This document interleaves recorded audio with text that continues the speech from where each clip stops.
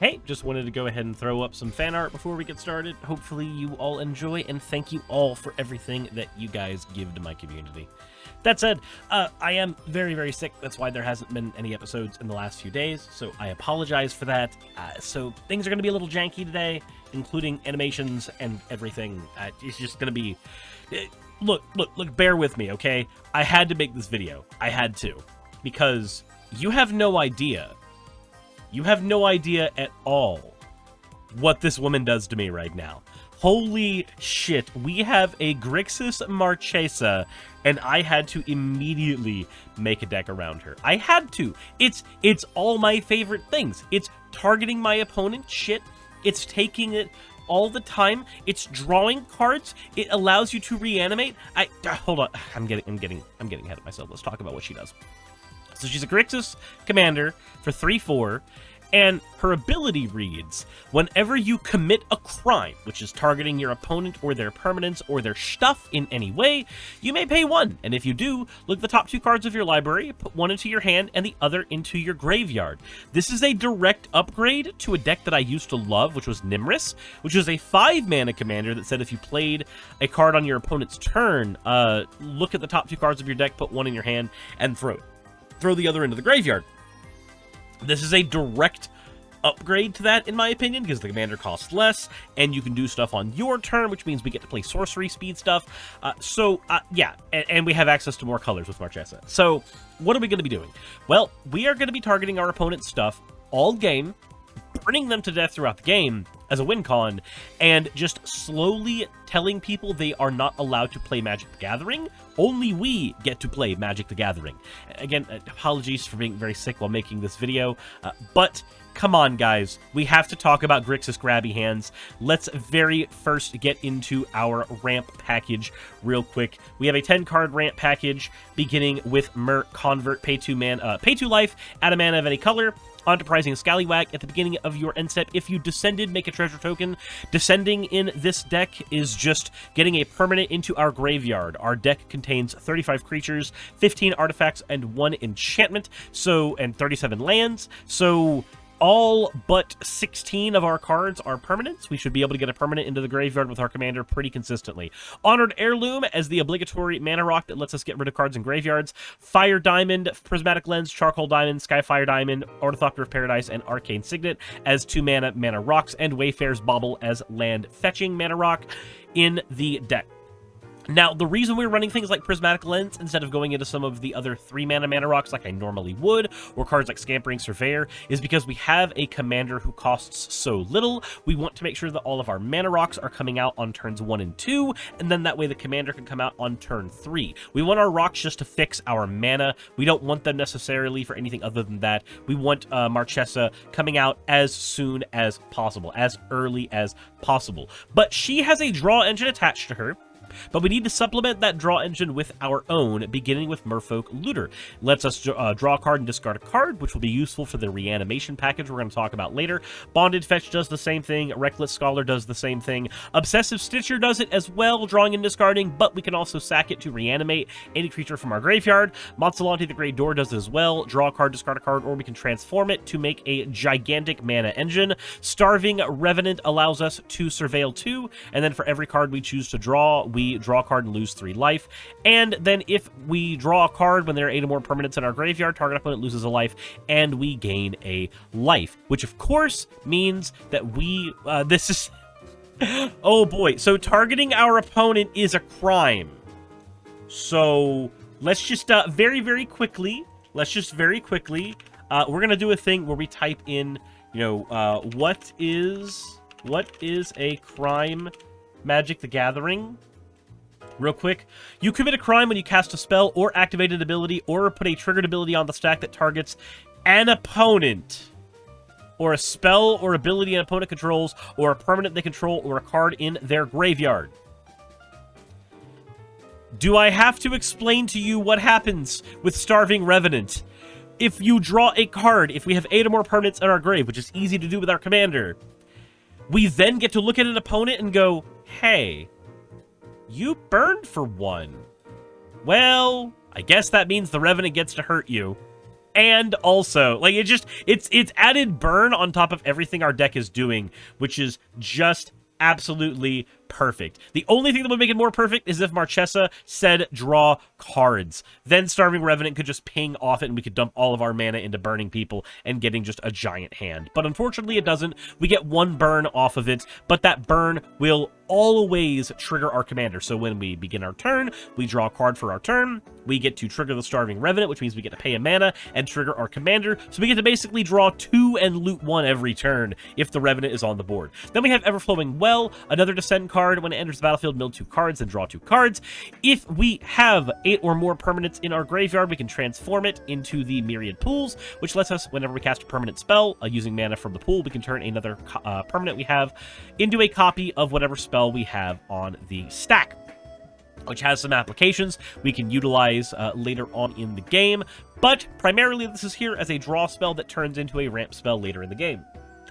Then we have the deck's Reanimation package, which you'll see what we're reanimating in a bit, but let's begin with the Macabre Reconstruction. This costs 2 less if a creature was put into a graveyard from anywhere this turn. Easy to do with our commander. Return 2 creature cards from our graveyard to our hand. Soul Coil Viper can sack itself to take a creature from our graveyard, put it on the battlefield with a finality counter. For the Grave, costs 1 less for every creature in our party. Our commander is in fact a rogue, so this card will always cost us at least 1 less. Return any creature card to the battlefield, and then also any Cleric, Rogue, Warrior, or Wizard to the battlefield comes up. Wow, Vampire Charmseeker is in fact a wizard that we can get back with this. And when she enters the battlefield, we get any instant or sorcery from our graveyard back to our hand. I hope you understand that these two go just amazingly well together. Speaking of Necromancers, we have Young Necromancer.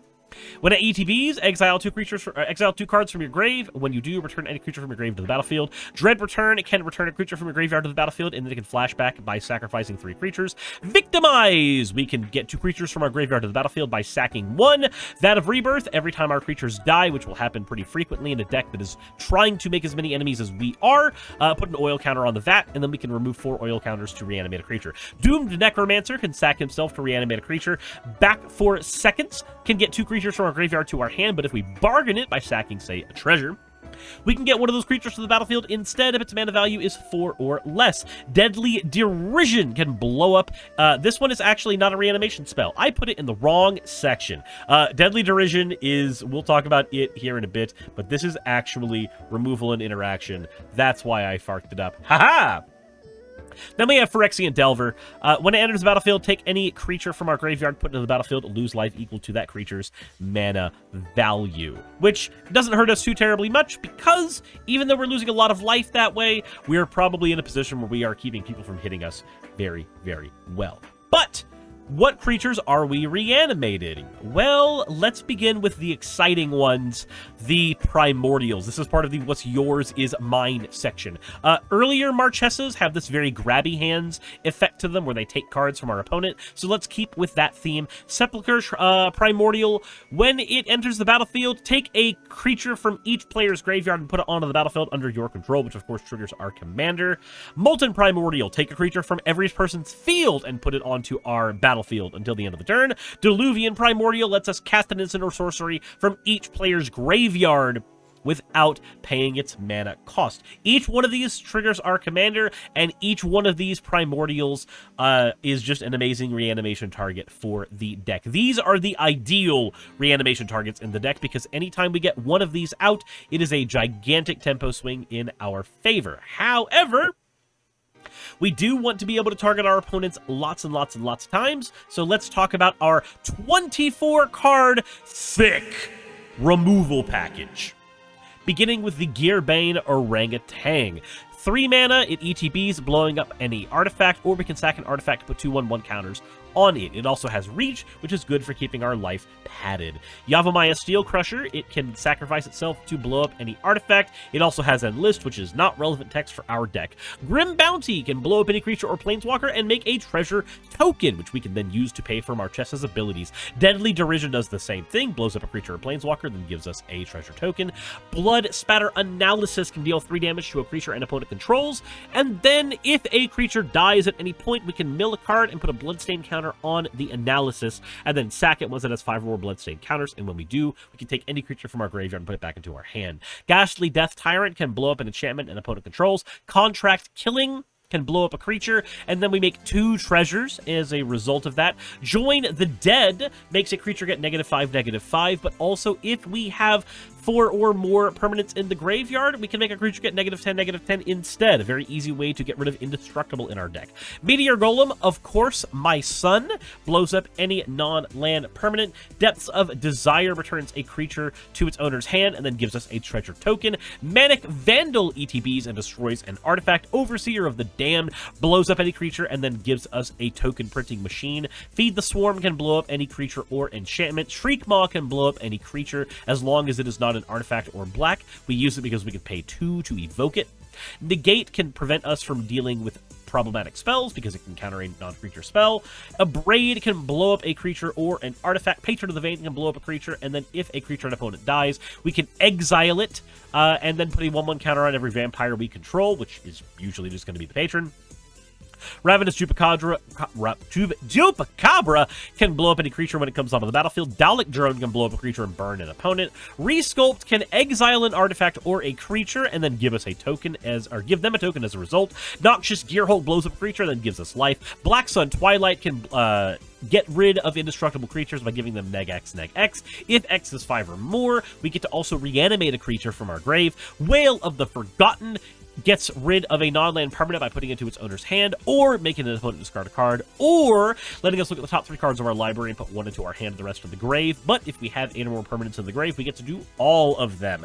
And then the Prismaris Eliminator is some cross between a board wipe and a targeted removal, as it can either give all creatures an opponent has -2/-2, or it can blow up any creature on the board. So the Eliminator can either trigger our commander or simply wipe a board. Speaking of board wipes, we also have the Invasion of Fiora, which can either blow up all legendary creatures or all non-legendary creatures, depending on what we need.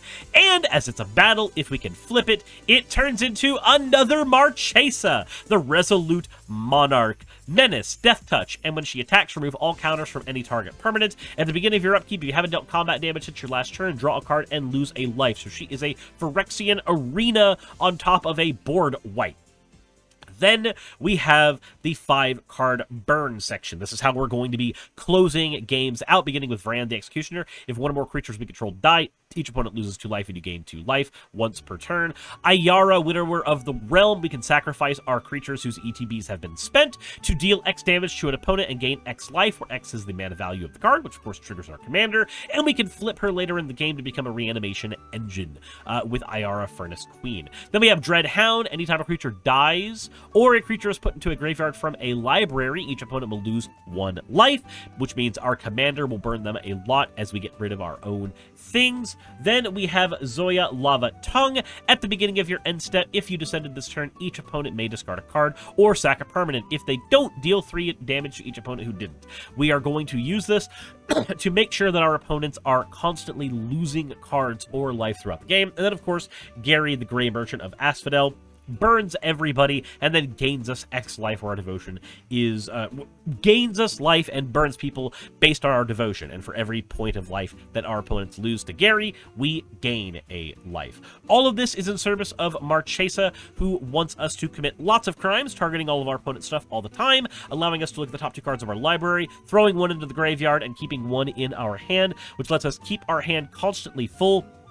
One of the problems with control decks in Commander is you can run out of cards very easily, and Marchesa wants us to never run out of cards while controlling the entire board. But we do need to get to the land base still. We have 4 mountains, 5 swamps, and 4 islands, along with 11 dual lands. Darkwater Catacombs as a filter land, Fetid Pools as a fetchable land as we upgrade the deck. Also, it has cycling. Choked Estuary as a check land, Frostboil, Snarl as a check land, Sunken Hollow, and Shadowblood Ridge are in here as well. Shadowblood's another filter land. Sunken Hollow is a dual land that can come to play untapped. Ferris Lake, new filter land from the Fallout set. Molten Tributary, another fetchable land for as we upgrade the deck. Canyon Slaw, a fetchable land that has cycling 2. Foreboding Ruins, another Sunken Hollow style, or no, another Choked Estuary style card. Reveal Land. Smoldering Marsh is the Sunken Hollow style card that comes into play tapped unless we have 2 more basics. Then we have the Fetching Lands, Evolving Wilds, Terramorphic Expanse, and Escape Tunnel being of the same card. Shire Terrace, Grixis Panorama, and Promising Veins all being untapped versions of that card. And Myriad Landscape, which gets us 2 lands into the battlefield tapped as a ramping land. And then we have 4 Omni lands. Crypt of the Eternals, whenever it enters the battlefield, we gain a life, comes into play untapped, and we can pay a mana to use it as a filter land. Command Tower and Exotic Orchard can tap for all of our deck's colors, so long as the situation presents itself. And the Crossus' Catacombs is a layer that can bounce a land to our hand, while also letting us get all 3 of our land types. It's a bit slow, but it can help a ton when we are in desperate need of that last mana. This is one of the first cards you want to upgrade out of the deck, unless you end up putting other cards in the deck, like MDFCs. Then we have 2 utility lands, Ominous Cemetery. We can exile it to target a creature and then throw it into the opponent's library. Really easy removal spell. And Port of Carfell, which is basically a reanimation spell attached to a land. And with that, that is all for Marchesa herself, a deck that wants to draw lots of cards, control the board from the beginning of the game to the end of the game, and burn everybody to death as we do that. But let's say you want to add a little more money to the deck. This is a $15 deck where the commander, I'm assuming, will cost $1 or less because she's not a mythic, and the deck itself costs $15.13. But what if you wanted to put a little more money into the deck? Well, if that is the case, then your first upgrades would be to add in a couple of burn cards. Sir Conrad the Grim and Blood Chief's Ascension would be my very first 2 that I would toss in, as they will benefit you the most as you are controlling the board. Blood Chief's Ascension being the most important of the 2, because it comes out on a turn where you're not playing any other cards anywho, and this card will quickly spiral out of control, because anytime a opponent loses something, we make them lose 2 life and we gain 2 life, which keeps us in the game very, very well, and will constantly make sure that our opponents are suffering for us removing their cards. It takes our control strategy from a strategy of annoyance to an eventual win con.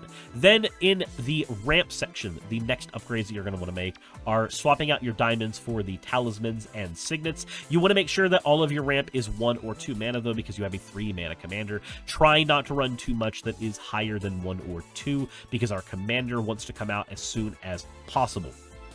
Then, as you go up the reanimation section, I would add in a Reanimate, an Olivia Crimson Bride, Persist, and Altar of Baal. Each one of these will give your deck staying power and lower the mana curve of the deck. Olivia can constantly reanimate and also has haste, so she is just a good beater to begin with. Altar of Baal, if you end up adding more token production, can do a ton of work. Persist and Reanimate are just really good low curve reanimation spells. Then, in the removal and interaction section, I would add in a couple of things here. Savo Tavak, being able to use her to blow up any legend means that our opponents will always lose their commanders. Kalidas Assassin can become the best creature on the board and then blow it up. Necron Deathmark can give us a little more mill, while also blowing up any creature at flash speed. And Archon of Cruelty, probably the best and strongest thing you can add into the deck when it ETBs target opponent, sacks a creature or a planeswalker, or discards a card and loses 3 life, and then you draw a card and gain 3 life. The amount of power this card adds into your deck is fantastic, and I would highly recommend it if you are upgrading Marchesa. But hopefully you all enjoyed this little run through Marchesa, Dealer of Death. I am super excited to play this commander when she comes out, and I'm sorry this video is done as quick as possible, on as little breath as possible. I am dying over here and hopped up on a lot of medications just to get this video out. But let me know what you guys think in the comment section below. Hit the like button if you haven't already. And as always, everybody, insert end of video tagline here.